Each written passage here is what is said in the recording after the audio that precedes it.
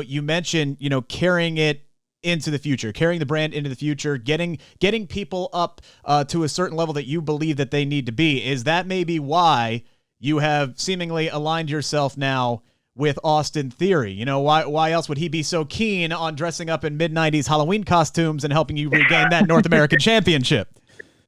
I mean, we're not even going to talk about the fact that Scream came out before he was born, okay? Hey, there's a fifth one coming out, man. He can get up to date on it. That's true. That is true.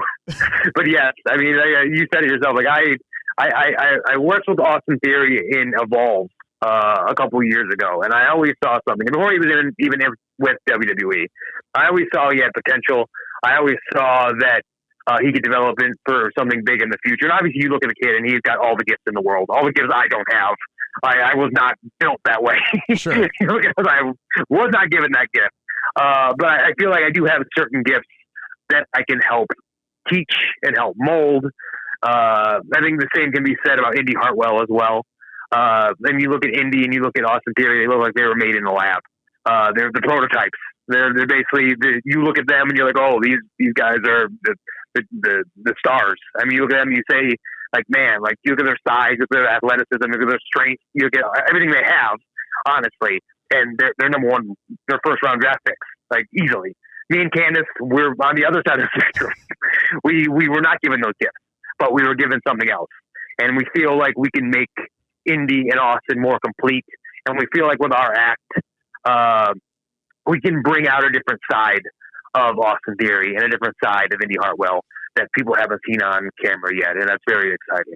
Someone who has received a lot of praise for his NXT run so far is Pat McAfee. In my opinion, this dude has taken to pro wrestling like a duck to water. What's your opinion on the work that one Pat McAfee has done so far? That's the man. I've known.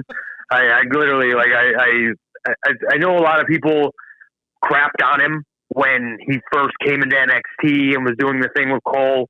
But I knew, I knew, like, that dude's a freaking freak athlete. You don't play in the NFL if you're not a freaking great athlete. Right. Punter or not, it does not matter. Yes. And you don't understand, like, he loves wrestling. Like, genuinely loves this. Huge, huge fan. Has a ring in his house. Like, literally, like, he loves this stuff. And he wants to be good at it. And he respects it. I think that's one of the most important things, too, is he respects what we do. He isn't just a celebrity coming in for a payday. He generally always wanted to do this. So I knew, based on his charisma, he was going to kill it in the promo department, and based on his athleticism, I knew he could go in the ring as well. I knew he could have a good match. So like, literally, like, I've known Pat ever since he was doing the pre-shows and things like that. He's always been super respectful, super awesome, and he's the man. So I am super pumped for him now that he's able to go out there and show the world how good he is at this, because he's really, really good. All right, so then I have to ask then, since you're such a big fan, let's say Pat McAfee shows up on NXT and challenges you to a North American Championship fight. What does Johnny Gargano say? Let's go. Let's do it. I'd love to face Pat McAfee with the North American Championship. He competed in War Games, too. He's got that over me already. In the Canada. So, I mean, Second match it's ever. True. Yeah, I know. See? He could be in War Games. I can't. So there you go. we got to make sure that happens. I can't talk to you and not ask, as a fellow Marvel guy myself. I'm always happy to see you to don the comic book inspired ring gear. The Wolverine one, especially, man, was just art to me. Do you have a favorite that you've done so far, and is there a character you haven't done yet but really, really want to? So, Takeover New York and doing the Iron Man one obviously holds a special place in my heart for what that match meant to me. I feel like that was kind of the culmination of the kind of my whole big story, and I was always waiting to do Iron Man, especially with, like, the little added Easter eggs of having the fabric that Shawn Michaels had in his Iron Man match when the boyhood dream came true. Like, this little, I'm having the Candace cupcake on the back. I thought that so for me, that one held a special place in my heart. But also, I think the Wolverine one, like you said, is one of the cooler ones I've done visually. I think the colors pop on that amazingly. Yeah. And Mattel is making that into an action figure, so that's super cool as well. So I'm super pumped about that one. I don't know if there's anyone I haven't done yet. Obviously, like, I'm still tinkering here and there. Yeah. Honestly, the reason that I stopped and I kind of adapted and opened my world up in different avenues, I guess. Like I did the Browns gear, I did Jack Skellington, I did Mandalorian in a sense, I did Boba Fett. So I'm opening up my world to different things outside of Marvel, is because I took so much.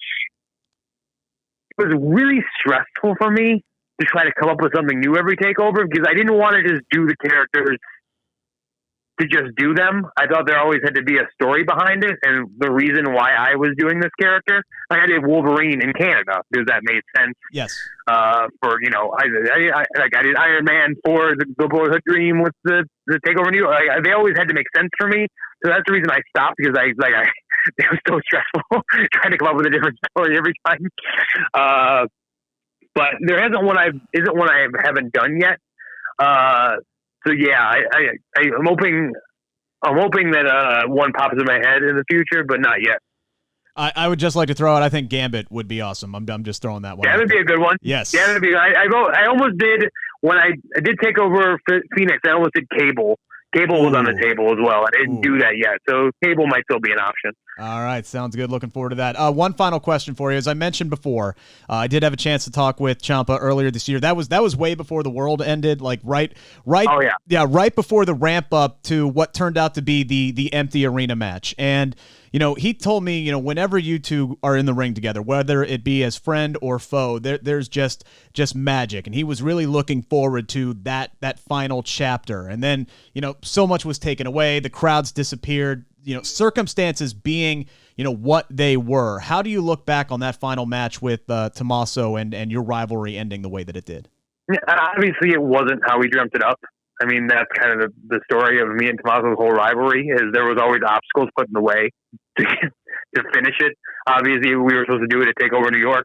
Then Tommaso's neck happened. Yeah. And then, we delayed it more, and then we were supposed to do it again at this WrestleMania weekend, and then, the pandemic happened. So there's always obstacles in the way. It's tough, man. It's tough to say, too, because that was kind of the very, very beginning of the pandemic era of wrestling. So we were all kind of learning and kind of seeing what works and what didn't work. And we kind of threw a bunch of stuff at the wall, and we kind of you got to kind of create things out of nothing. And wrestling is at its best when it has a live crowd and the atmosphere is ridiculous. I mean, that's what made takeover is 15,000 screaming people going nuts, like the atmosphere. So we didn't have an atmosphere for our last match, and that obviously breaks my heart, because the story was so good leading up to it. I feel like we told how many year-long story at that point, and it deserves a proper ending. But who knows? I mean, obviously you never say never in wrestling, like I said earlier. Who knows if that is the final chapter for us right now? It definitely is. Yeah. We don't want to touch anytime soon. we really like honoring stories. We really like I said, I like rewarding fans for watching. I don't want to make fans feel stupid. So if it was up to us, we don't want to touch again, because that was what this was supposed to be. But like I said, you never say never, so you never know what can happen. All right. Well, I really appreciate your time. I'm looking forward to what's next for the North American Championship, and I guess that means we all have to tune in Wednesday nights and watch NXT on the USA Network. Yes, sir.